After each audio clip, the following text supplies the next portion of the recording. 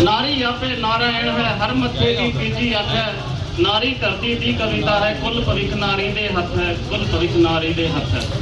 तो पत्नी ने पति से पूछा कि प्यार और मोहब्बत इश्क में क्या फर्क है। तो पति ने कहा प्यार तो वो है जो मैं अपनी बहन से करता हूँ और इश्क वो है जो मैं तुम्हारी बहन से करता हूँ। कई बार क्या होता है, मांगे राय देने वाले बहुत लोग आते हैं, मेरे भी बहुत ही आते हैं कि बिना मांगे राय जरूर देता हूँ। तो एक मेरे दोस्त ने मिठाई की दुकान खोल ली, उसने बहुत बढ़िया दुकान खोली और उसने बोर्ड लगाया हमारे यहाँ पर ताजी मिठाइयाँ मिलती हैं। अगले दिन सुबह सुबह एक कोई रायचंद आ गया, बोला भैया सामने रखिए, तो ये हमारे यहाँ लिखने का क्या फायदा।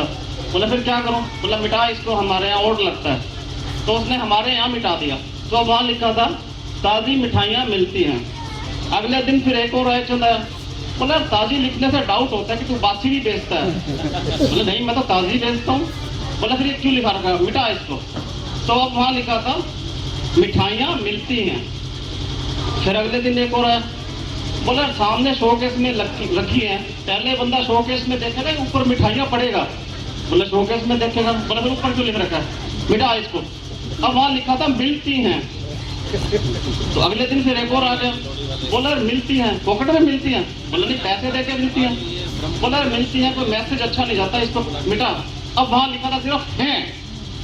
तो अगले दिन एक और आ गया, बोला यार दुकान खुली है, शोकेस लगा है, तो शोकेस में मिठाइयाँ है, तकड़ी है, तराजू है, तू है, तो इसका मतलब है कि हैं। बोला फिर क्या करूँ। बोला मिटा इसको। तो भाई साहब ये फौज होती है रायचंदों की जो बिना राय मांगे राय देते हैं। तो इतना ही रहता तो गनीमत थी। अगले दिन सुबह सुबह एक और आ गया, बोला यार इतना बढ़िया बोर्ड है खाली पड़ा है। बोला क्या करूँ। बोला लिखा है इस पे हमारे यहाँ ताजी मिठाइयाँ मिलती हैं। तो आप सभी का बहुत बहुत धन्यवाद।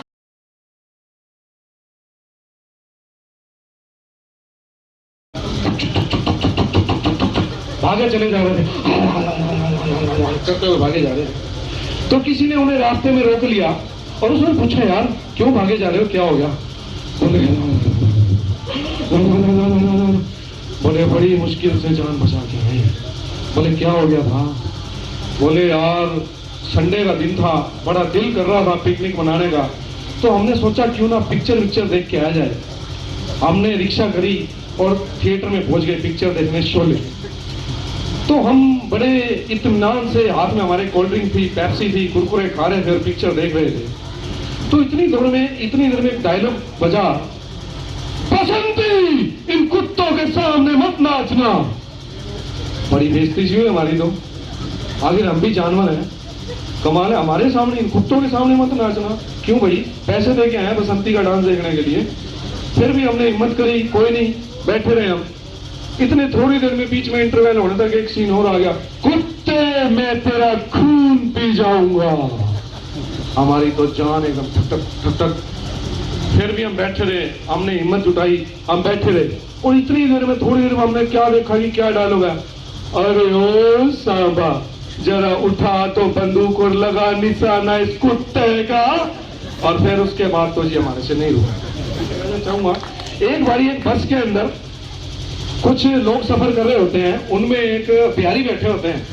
तो एक सरदार जी साथ बैठे होते हैं। तो एक बिहारी से कंडक्टर पूछता है कहाँ जाना है भाई। वो कहता है अमृतसर जाना है।